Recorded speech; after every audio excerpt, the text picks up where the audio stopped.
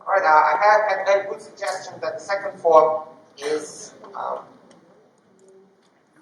more resistant to outliers, but it makes a lot of sense, but that's not it. So what I wanted to hear is something related to these questions. And the second question was how to find the minimum of a function. And the answer is that we need to differentiate the function. And the problem with the absolute value is that it is not differentiable at 0. Is 1 if x is positive, negative 1 if x is negative, and undefined if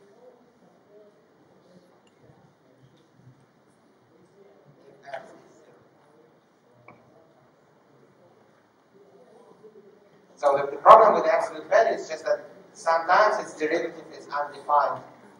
And this is inconvenient because technically, strictly speaking, if you try to compute its derivative, then you cannot really equate it to 0 because it is never 0. So it may be undefined at some point, but it is never 0.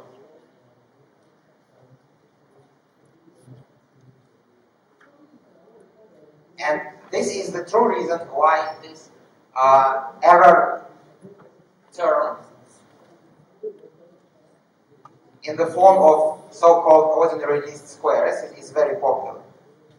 Okay? So now, linear regression does the following thing. So to find A such that the line I equals AV fits the data best of all, what we do is we try to find the minimum value of this function. And what we do, we are going to differentiate it with respect to A and equate the derivative to 0.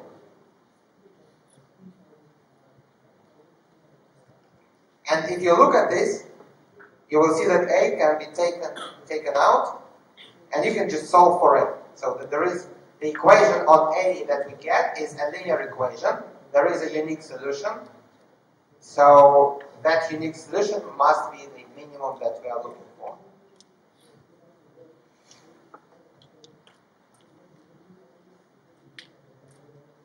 Alright? So now the linear regression line is the line I equals AV, where this A is found from this equation. And the reason for that is that this equation comes from minimizing the ordinary least squares error function. Alright. So which means that if we find this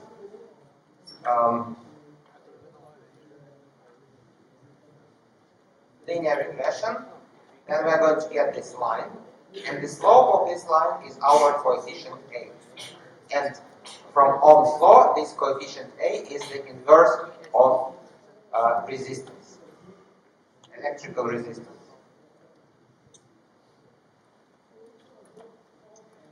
Yeah, maybe I should mention that if you try to do linear regression in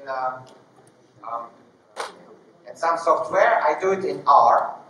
But I guess if you use more or less any software, then very often this, when you plot it, it will come with a little like shaded region around this. So let me explain what this shaded area is. The idea here is that when we do these measurements, then all these measurements are imperfect. So that there is some randomness to the data. Which means that if we assume that there is a true underlying dependency that I is the linear function of I, so I equals A times I plus some random noise.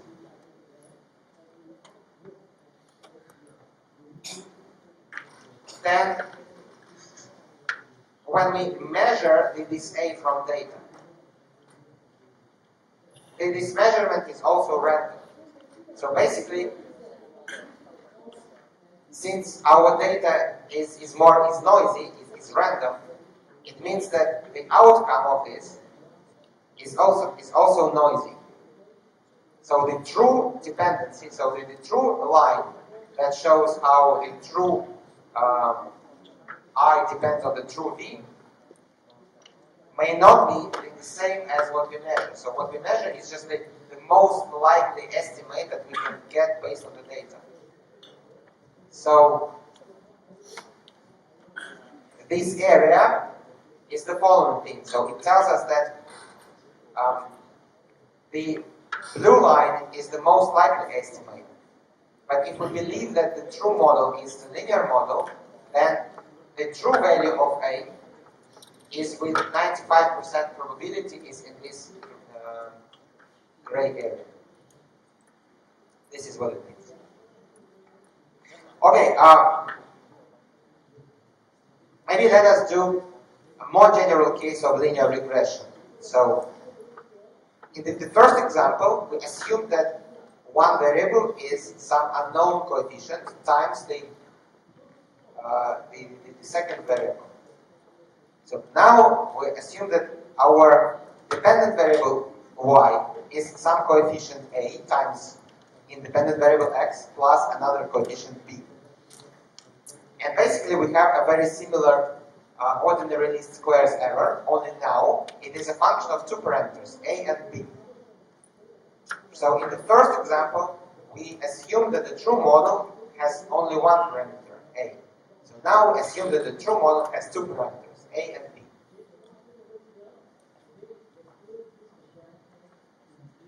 Well, but then the idea is that to find the minimum, we need to find partial derivatives with respect to a and b and equate to 0. Do you know how to do partial derivatives?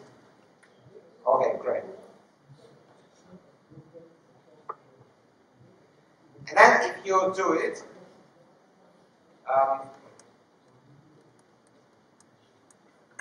I'm not going to do it for you, so you can still have the pleasure of doing it yourselves at home. So if you do it at home, you will see that you will get a system of linear equations on A and B. And then you can solve it, and you will get explicit answer for A and B in terms of all these coefficients, x, k, and y, k. So here are a few examples. So these are rental prices at reflections by capital A. Do you think that here the linear regression is a true model or not? What do you think? Is it a true model? I mean, does it make sense to believe that it is a true model?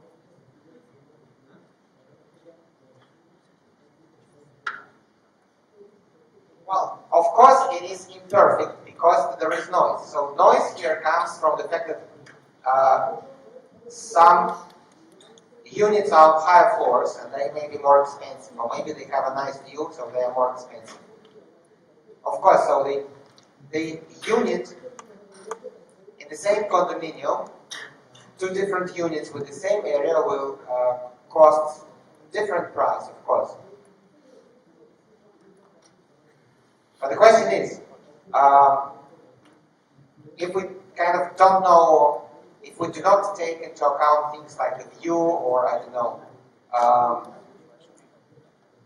how well it is furnished and so on and so forth.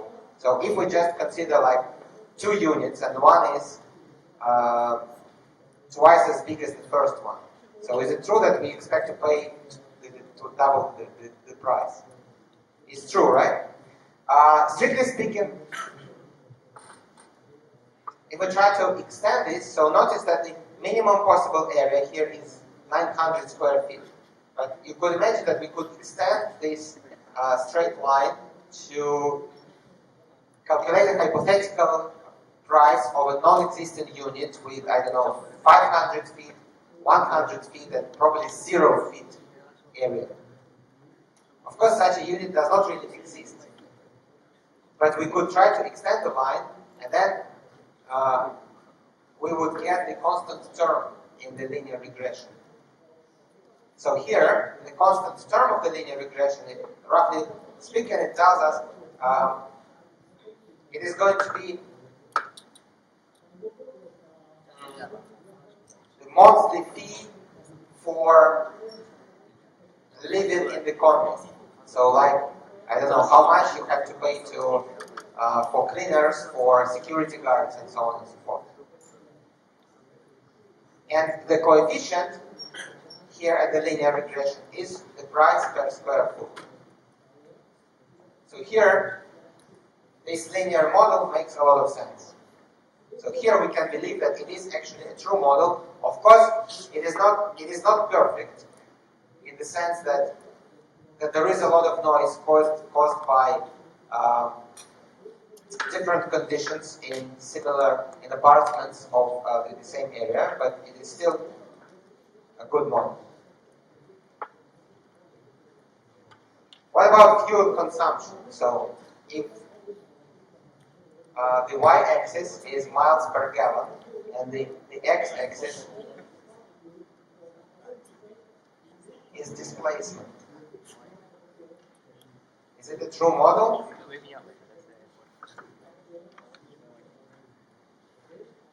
So here, can we believe that it is a true model or not?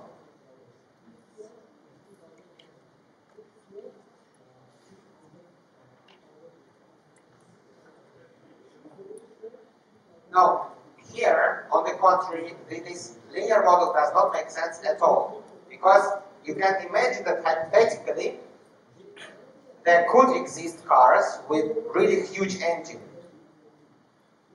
and those cars with really huge engine, they of course are not going to be energy efficient, right? So they're going to waste a lot of fuel, but still they're going to have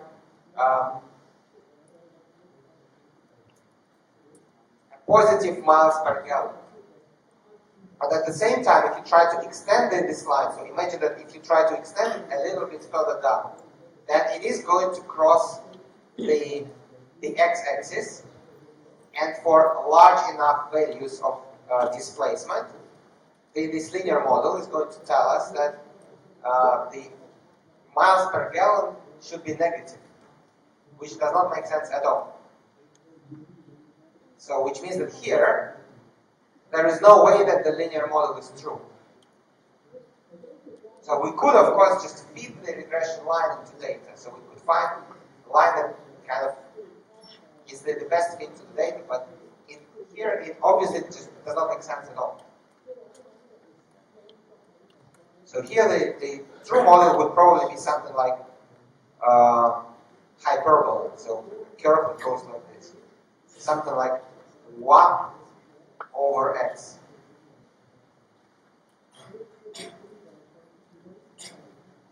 How about stopping distance of vintage cars? So this is another data set that I found. So here,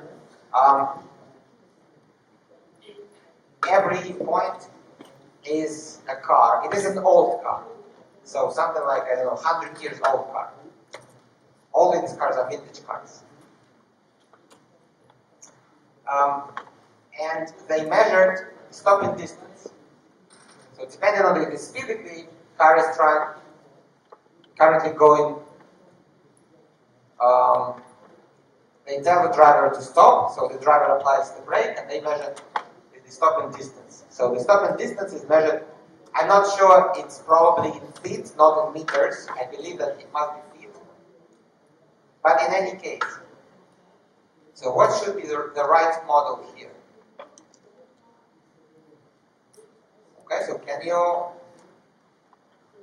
try to figure it out? So tinyurl.com/PBL 2019 for quiz 2.